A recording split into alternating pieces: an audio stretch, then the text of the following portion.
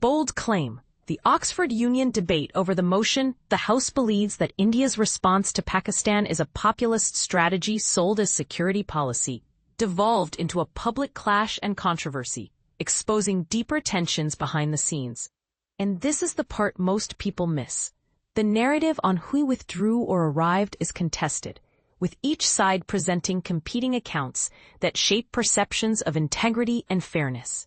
The clash centered on Indian speaker Sai Deepak, who argued that the event suffered from organizational failures and a deliberate Pakistani gambit to dodge a live confrontation. He published a detailed thread on X that directly challenged a statement from the Pakistan High Commission in London, which claimed the Indian side had withdrawn from the debate.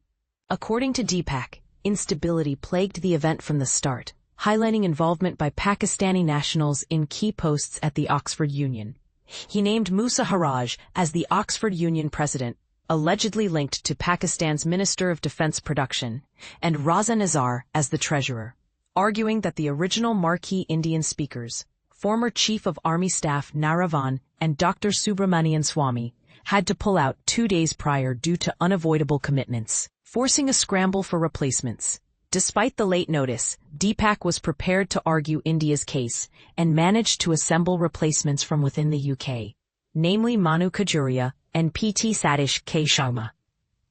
The final collapse, he says, occurred just hours before the scheduled start on November 27, when he received a call at 3:13 p.m. informing him that the Pakistani delegation, including Hina Rabbani Kar and Khawaja Muhammad Asif, had not yet landed in London, prompting the Indian team to suspend their plans to travel to Oxford.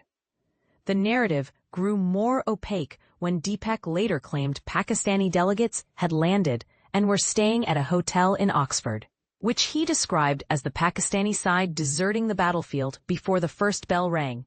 He criticized the Pakistani team for avoiding a live debate and faulted the Oxford Union leadership for letting the institution be dragged into dispute by the Pakistan High Commission. Political voices outside the debate joined the critique. Priyanka Chaturvedi, a member of the Shiv Sena UBT, echoed the sentiment by mockingly commenting on Pakistan's handling of the situation. Pakistan's official reply framed the matter differently.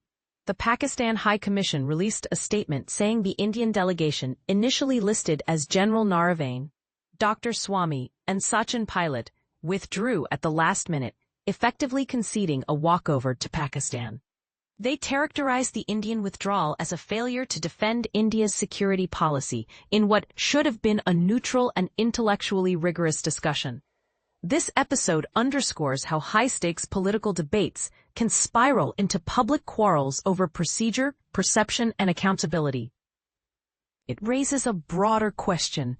When an event's outcome hinges on shifting narratives about who arrived, who spoke, and who pulled out, what does that say about the state of open discourse in international forums? Do such disputes illuminate deeper strategic tensions, or do they simply reveal a pattern of posturing and media maneuvering that erodes trust in public debate? Share your thoughts below on whether the debaters and organizers handled the situation with candor, or is the controversy reveals a larger systemic problem in how such debates are managed.